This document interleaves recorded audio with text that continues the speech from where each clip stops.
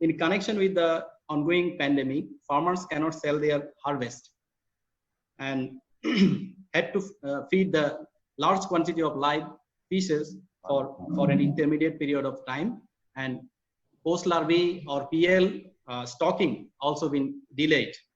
So we are now moved to our next presenter, Mr. Ravi Kumar, who is taking care of the General Manager Technical position in Groel Group India. He is now going to show how to minimize production cost and how to ensure sustainable shrimp farming. It's over to you, Mr. Ravi Kumar.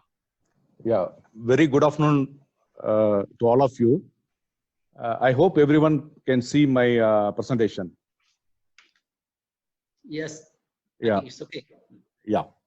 I wish to introduce myself as Ravi Kumar, working as a General Technical Manager at Groel Feeds Private Limited, India. First of all, I would like to thank Ms. Sterling Maria Andonisamy, Director Infofish, and Mr. Sujit Kumar Das, Technical Officer Infofish, for giving me the opportunity to talk about minimizing production costs for sustainable shrimp farming. So the outline of the presentation, I start my presentation with the typical production cost assessment and how to minimize the various input costs for sustainable shrimp farming. If you see the typical production cost assessment, feed accounts for almost 50 to 60% of the cost of production. In this presentation, the average it was 51.6%. Then followed by chemicals, it is 12.97%. Then the electricity is including diesel, 8.57%. Then shrimp sheet around 11%. Then salary 6.87%, and other expenses it is 11.88%. So the control of production cost, the producer cannot really control the market price.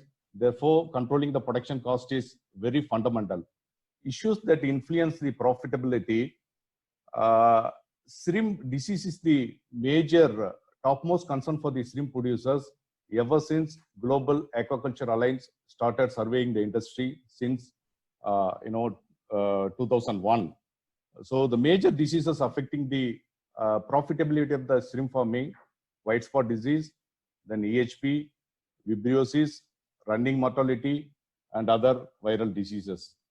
So this is implementation of how to minimize the production cost and the maximizing profits. Implementation of better management practices right from the beginning, from the pond preparation till the harvest. Even before pond preparation, crop planning, we have to plan the crop well in advance, and we have to implement at various BMPs at various stages of farming very strictly. And also this SOP, we have to develop standard operational procedure for pond farm specific, because in aquaculture shrimp farming, copy paste will not work in most of the cases. So we have to have a farm specific SOP for right from the beginning. So how to minimize the cost of production, by controlling the various selection of good quality inputs, and also the validation of the the chemicals and other inputs. So I start with the PL selection. Stocking only the best quality PL, shrimp PL, will have a significant effect on the production and profitability of a shrimp farm. Then when it comes to biosecurity, the strict principles and guidelines of biosecurity to be implemented, to be adopted at the individual farm level. And nursery system, it is better to undertake on-farm nursery to produce better quality juveniles, and also to reduce the cost, and also to reduce the culture diversity in the growth phase. Then feed management is a key factor that is affecting water quality and production economics in shrimp farming. So efficient, very stringent feed management is essential to have a control over the cost of production. When it comes to water quality, water treatment procedures have to be changed, keeping the farm location in view, and bacterial load should be kept under check. It is better to understand the microbiota balance, the balance between the Vibrio and probiotic bacteria. As far as when it the next is disease management. As all Sorry, of, sorry, yeah. Mr. Ravi Kumar. Could you please close to your microphone? Then the sound will be more clear. Okay. Yeah. Is it clear now? Yeah. Okay, Is it thank clear you. now? Oh, sorry. Okay. So when it comes to disease management, prevention is better than cure. All of you know.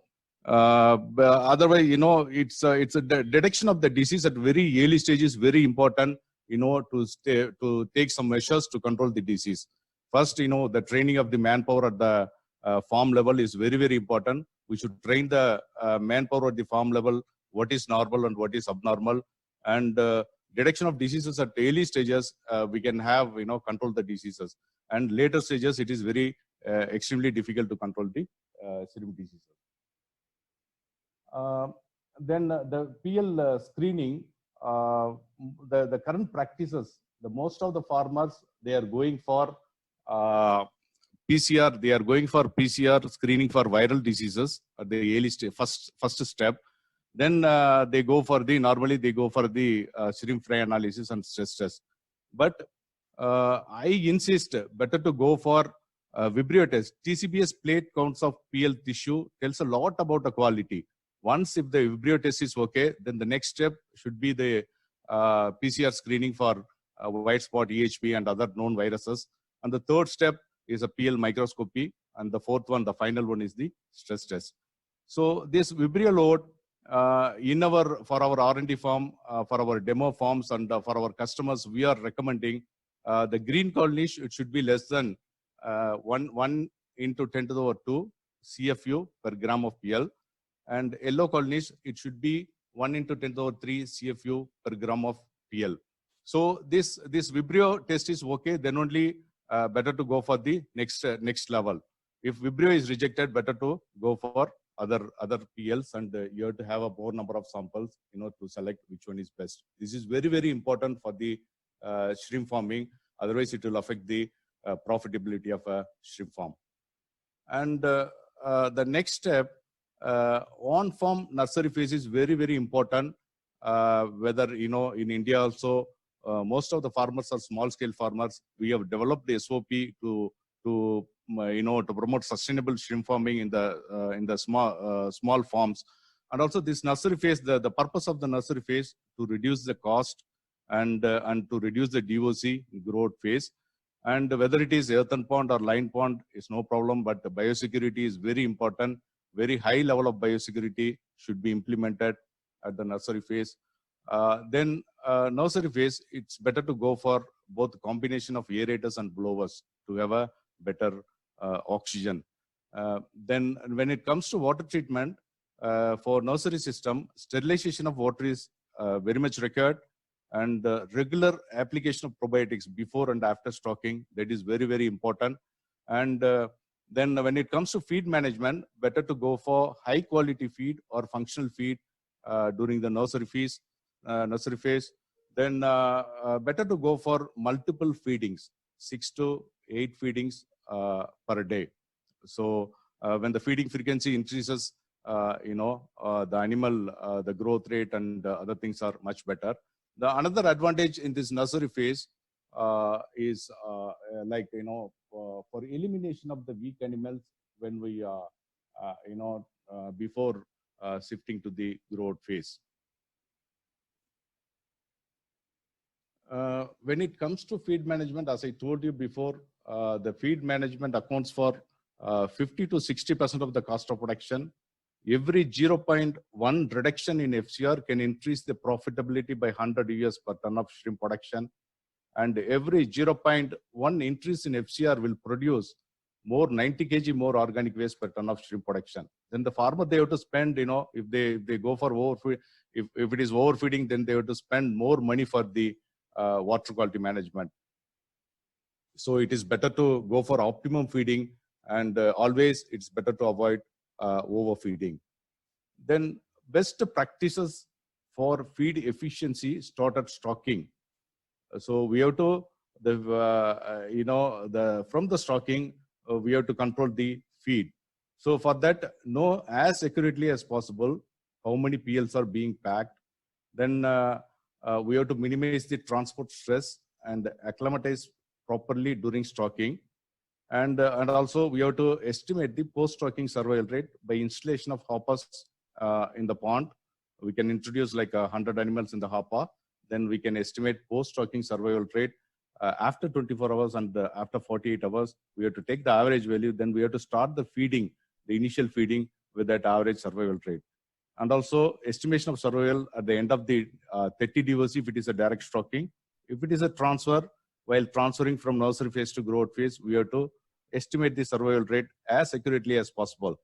Then as I told you before, on-farm nursery rearing before growth is mandatory. It's becoming more and more important to have a control over the production system. Then when it comes to feed, in the market, there are, high protein feed, low protein feed is available. But in my experience, high protein feeds are generally perform better than the low protein feeds, provided highly digestible ingredients are used, amino acids and other key nutrients are present in sufficient quantities and well balanced. The feeds are processed properly. But when the farmer use high protein feed, stringent feed management is essential when high protein feeds are used for economical feed conversion. Otherwise, the cost will go up. So very, very stringent feed management is essential if the farmer, they go for high protein feed. That is very important. Then this is I'm also, we have in-house R&D facilities. In our R&D facilities, we are also, conducting more number of trials to see what is the percentage of body weight, at different various sizes of shrimp. I would like to say a few things about the pre-grower and grower feed. What is the size of the feed, and how many pellets we have to feed should be given to the animal. So, for example, pre-grower, the feed type is pre-grower. If you count 1 kg of feed, you could find 150,000 pellets per kg of feed. The mean weight of the pellet is 0.007. When it comes to grower feed, 1.8 mm, the number of pellets around 120,000 pellets per kg of feed. The mean weight is 0.008. Likewise, grower 2 also. This is in India, the pellets offered to the shrimp as per the prevailing feeding data. We have collected more than the data from around more than 1,000 farms, and to see what is the prevailing feeding rate. And if you see here, when the animal size is, shrimp size is 4 to 10 gram in size, the pellets per shrimp per meal, it is around 12 pellets per shrimp per meal. But whereas in our R&D system, we have conducted so many trials, shrimp of about 4 grams consumes an average of 6 pellets a meal. That is 4.2% of body weight per day. So even the prevailing feeding rates, if you see, it's slightly higher than the normal, what should be given to the shrimp. So very stringent feed management is essential to have a more control over the production cost. Otherwise, the cost will go up. The production cost will go up. Then the check trays. Normally, I recommend the check trays are used only for the feed, to observe the feed consumption and also animal health condition, shrimp health condition. Most of the farmers, they are using the check trays, for adjusting the daily feeding ration. But I recommend do not use as the only tool to adjust the feeding rate. There are other tools we have to use. There are other tools also to adjust the feeding rate, because this check tray, the results of the check tray, it's actually depends on the shape of the pond. It varies with so many other factors. It varies with the shape of the pond, size of the pond, and number of the trays and location of the trays. And so we should not use only check trays as a tool to adjust the feeding rate. That is also very important to have a control over the feeding system. And observing the gut, here you can see there are, left side, the intestine is filled with the pelleted feed. You can see the light brown in color. On the right side, the shrimp, intestine is filled with the natural food. it appears blackish in color. So see, there's a simple here, the suspected problem. If you are suspecting in your farm the problem is overfeeding, then 1 hour before feeding, if above more than 10% of the shrimp having feed in the gut, then the action it should be reduce the feeding. And if the suspected problem is underfeeding, 1 hour after feeding, if above 40% of the shrimp having natural food in the gut, then increase the feeding. So observing the gut also very, very important to have a stringent control over the feed management. Then the feeding also, it should be based on the temperature. Normal feeding rate should be followed when the temperature is between 28 to 32 degrees centigrade. If the temperature is below 20 degrees centigrade, normally reduce the feed by 20%. If the temperature is above 34%, reduce 20% of the normal feed. Because when the temperature increases, the transit time in the gut is only 45 minutes. Whatever the shrimp consume, the check trays are empty, the shrimp will consume the feed, but it will come out as a undigested feed. So it will increase the organic load in the pond bottom, and it affects the water quality. Especially when the temperature is high, we have to be very careful with the feeding management. That is very important. Then my recommendations for arriving at daily rations, it should be farm specific, based on the observations and data. Then use check tray and also feeding table. Be willing to adopt daily. Stay within the upper and lower limit based on the pond biomass and carrying capacity. So ideal feed management would be using the feed table. In addition to that, then check tray observation, then plus intestine color check. We have to strike a balance between all these three to adjust the feeding rate on daily basis. That is to have a control over the feed conversion ratio, and that will reduce the cost of production. And when it comes to the feeding, manual feeding and automatic feeding, feeding also is a part of the biosecurity, and increasing the feeding frequency improves feed efficiency. Manual feeding by laborers always require close supervision, and the chances of error and is very high. And also we have to closely supervise the labor for good distribution of the feed, etc. for the biosecurity also. And I recommend these automatic feeders are much better than the manual feeding. And there are two different types of automatic feeders. One is ration set by the farmer and delivered using a timer. And the second one is acoustic feeder. The acoustic feeder ration is driven by the shrimp feeding activity, which is transmitted to the feeder as a signals of sound. So in our R&D farm, demo farm also, I'm using this acoustic feeder almost for the past 2 years. And this acoustic feeder, in addition to that, it's providing real-time information on the water quality parameters, like oxygen levels, pH levels, and temperature, etc. Other water quality parameters also. And with this acoustic feeder, we are getting like farm FCR. When we started the crop, the farm FCR, it was like 1.1. Even over the period of 2 years, we could reach the FCR is below 0.9, the overall farm FCR. This acoustic feeder is giving good results. And in future, farmers in future, they have to depend on the automation, and the Internet of Things. Artificial intelligence is the way forward to minimize the errors, and also to increase the biosecurity, to improve the biosecurity. And this is then again the performance of pelleted feed versus extruded functional feeds. We have compared these two, this comparison more than 500 ponds, and we found that the survival rate, survival at harvest, went up by 24% with the extruded functional feed, and the average daily growth rate went up by 30%, and also the feed conversion ratio, dropped by 21% with the functional feed. But when we use the functional feed again, we have to go for very stringent feed management, because it's the the cost of functional feed is higher than the pelleted feed. We have to have more stringent feed management. Functional feed increased potential shrimp growth rate and profit per unit of feed intake when compared to the pelleted feed. Then water quality management. This is very, very important. I find it very useful and for controlling the diseases. And in our demo farms and R&D farms and also our customer farms, we are strongly recommending this microbiota maturation, probiotic fermentation.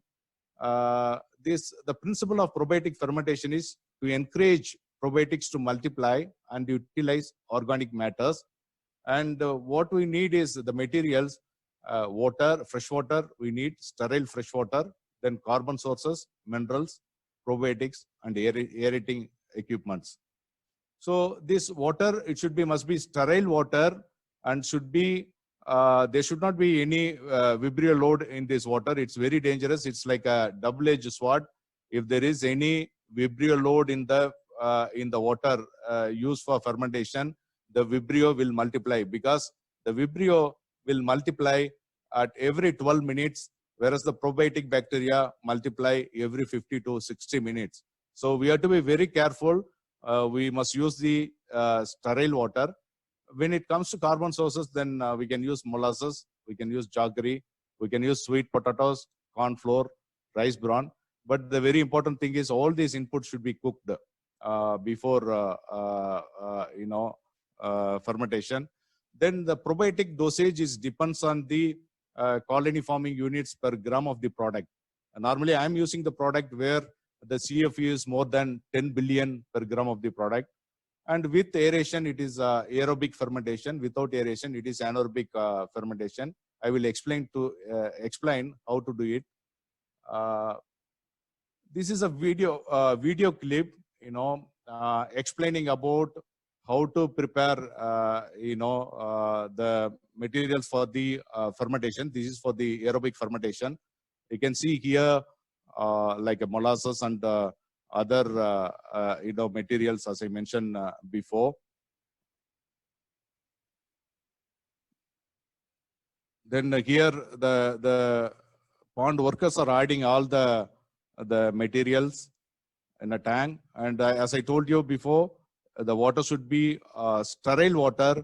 Very, very important thing is, there should not be any Vibrio bacteria. And better to use the water from the reverse osmosis plant.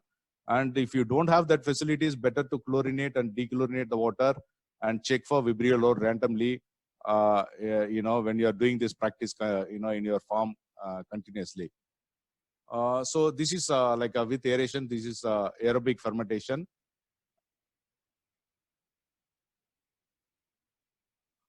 And this fermentation normally, we keep it for 18 to 24 hours. We prepare this fermentation in the previous day evening, and then after next day afternoon, now you can see the pond workers, they are applying.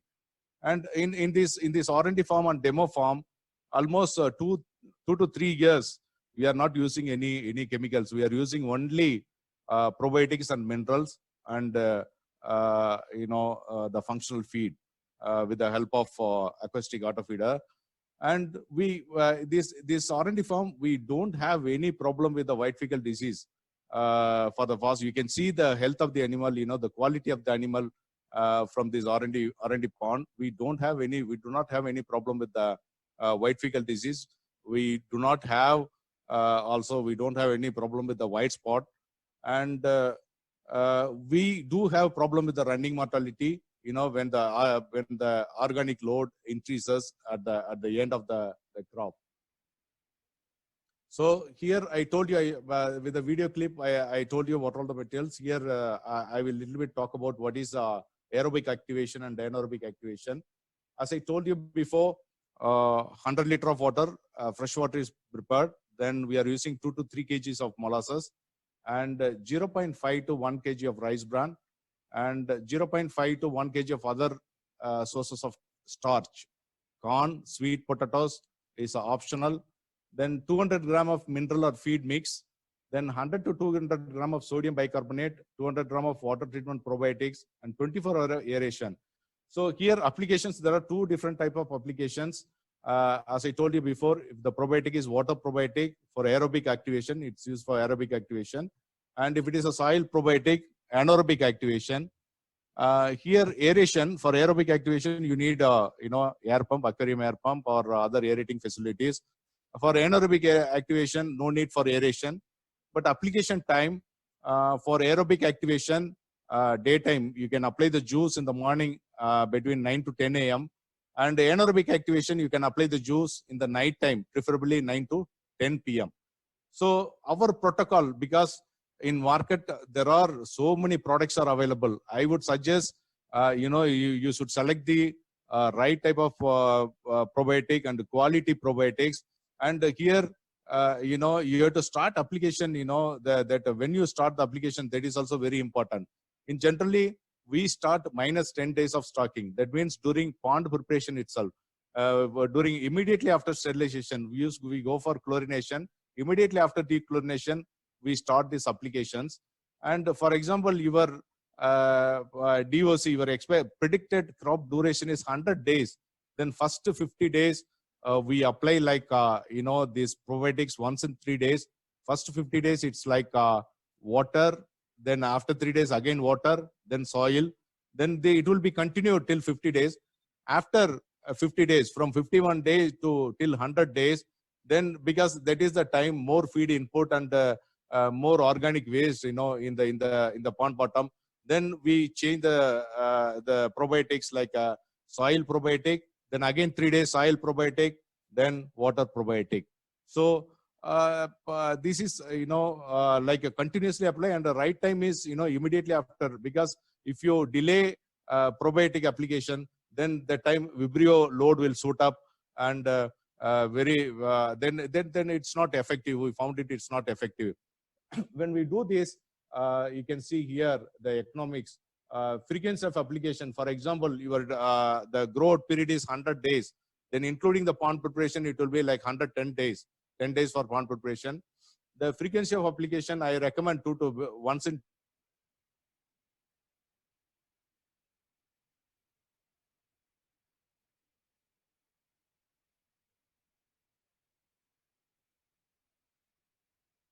two to 3 days. So that number of applications, the per crop only 5.5 kg of probiotics per crop.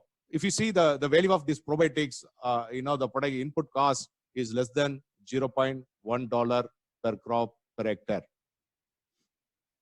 Then when it comes to shrimp disease management, we are also working with Dr. Loctron, shrimp pathologist from Vietnam, on developing SOP on shrimp disease management. And in his findings, I would like to share this slide from Dr. Loctron. And here, white fecal disease and EHP, vibriosis is the primary agent of white fecal disease at laboratory challenge trials. Pre-infection with EHP may increase severity of white fecal disease. And at pond level also, farm level, there are two different types of white fecal disease. One is white fecal disease caused by Vibrio is treatable, and the white fecal disease caused by Vibrio plus EHP, it is difficult to treat, untreatable. So how to manage white fecal disease, that is very, very important. We have to have a clean pond and clean water, clean PL. Then as I told you, this microbiota maturation is very, very useful, to control the Vibrio load throughout the crop. And also waste management is very, very important. Then nursery, we have to undertake on-farm nursery to have a healthy juveniles, and also use of the functional feed right from the beginning, till harvest. Then if the shrimp do not, now as I told you, this EHP is an emerging pathogen that affects mainly the cultured shrimp in several Southeast Asian countries. The main clinical symptoms of EHP affected shrimp are size variation and growth retardation. If the shrimp do not grow, check for EHP. EHP does not directly cause mortality, but the parasite can cause severe growth retardation affecting farm production. Presence of parasites and severity of parasitism need to be correlated with the growth performance and FCR to be properly managed. So when we collect samples for EHP detection also, at farm level, we have to collect at various sizes, because normally the pond with EHP infection, you can find various different sizes like a small, medium and big. When we collect samples for the laboratory analysis, it's very, very important to collect, samples from, the small size and the medium size and also the bigger size. And this is like a small test at the farm level, preliminary test at the farm level to see the degrees of the severity of the EHP infection. Here, we can train the farm supervisor to do this test at the farm level. This is very, very easy. And here, you can see lift the carapace to expose the hepatopancreas first. The second slide, you can see remove the hepatopancreas and place it on the clean petri dish. Then we have to cut a small piece of hepatopancreas tissue from the central part of the hepatopancreas, because the central part is the older part of the hepatopancreas, and also a little bit include if possible anterior midgut, because the spores are best viewed in a non-storage part of the organ. Then we have to mount the tissue with the saline solution and cover the cover it with you put cover slip on top of the tissue and press it gently. Then I examine under oil immersion. Then serum hepatopancreas heavily infected with EHP. You can see in this diagram, you can see the spores form clusters in the cytoplasm. So based on the severity, we can grade the severity of the infection as grade 1, grade 2, and grade 3. Most of the cases, this grade 1 after treatment, reversible. Grade 2, chances are there. When it reaches grade 3, I recommend farmers to go for harvest, because that time already the weekly growth rate is lower than 0.7 gram per week. And if the farmer continues, and he may end up in huge economic loss. So better to harvest that pond. And this is the results from our demo farm. Our demo farm we are following, as I told you before, almost for the past 2 years, more than 7 crops. We are following, the same fermentation technology and functional feeds, and also the combination of auto feeder. Here you could see the stocking density ranging between 35 pieces to 50 pieces per square meter, and the DOC also ranging between 59 and 156 DOC. Here you can see the biomass harvested and the survival rate. Most of the pond close to above 80%, and very few pond lower than 80%. And the important thing is the FCR. Here you can see the FCR. Here it is 1.1 because the average body weight is very high. It's almost 46.28 grams. And where you can see the small size, even the FCR feed conversion ratio is below 1. So with this, this is my final slide and a few take-home messages. As far as seed is concerned, PL, I told you, start with the pathogen-free post-larvae, and Vibrio check is very, very important. Vibrio TCPS plate counts of PLs tell about a lot about the PL quality, and before going for PCR, then stocking only the best quality shrimp PL will have a significant effect on the production and profitability of a shrimp farm. That is very, very important. The first step in the production system. And then it is better to undertake, nursery rearing with the strict biosecurity measures to avoid EHP. And the feed, when it comes to feed, manage feed aggressively. Do not overfeed. Use immune enhancing functional feeds. As I told you, functional feeds definitely offer a solution. Then when it comes to pond management, address the problem of EHP in the pond preparation itself. Keep a healthy microbiota balance with the aerobic and anaerobic fermentation, and use the right probiotics. The probiotics also I told you, because farmers are using so many chemicals. I recommend farmers to go for validation of the product before using, and which one is giving the good results, and the validation of the product is important to control, to have a control over the cost of production, and also removal of sludge and controlling the organic load in the pond is very, very important to have a successful crop. And with this, I conclude, and thank you very much. Thanks one and all. Okay, thank you very much, Mr. Ravi Kumar, for your very interesting and informative presentation. Sorry, the last slide, one more slide. Sorry. I would like to thank, acknowledgements. I would like to thank Mr. P.S. Narendra, Executive Director, Global Group India. And I would like to thank Dr. Arul Victor Shreyas. Okay. Okay, thank you, Mr. Ravi Kumar. Yeah, thank you. Thank you for the interesting and informative presentation.